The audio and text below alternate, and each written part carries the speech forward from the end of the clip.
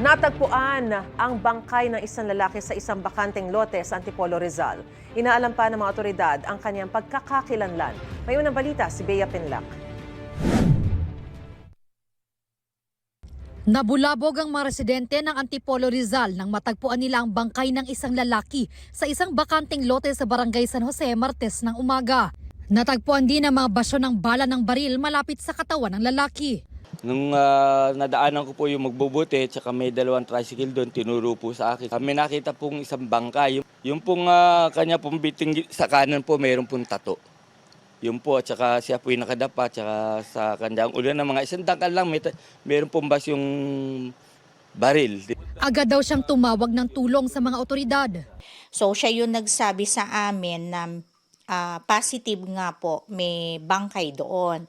Pero unidentified po talaga yung tao.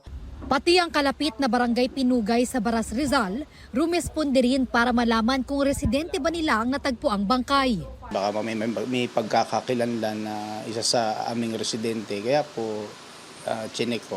Nung dumating po ako doon, hindi pa naman nagagalaw talaga yung bangkay,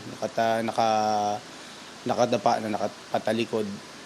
Tapos may tatlong basyo na andun sa area na malapit dun sa bangkay. Ayon sa barangay San Jose, ikalawang beses na ito sa loob ng 3 buwan na may natagpo ang bangkay sa kanilang lugar. Siguro second time na ito na ganyan. Pero yung isa naman, blotted na yon nang makita kasi sa ilog naman siya. Ito, ibang senaryo naman siya dahil parang binaril. Inaalam pa ng mga otoridad ang pagkakakilanlan ng lalaki.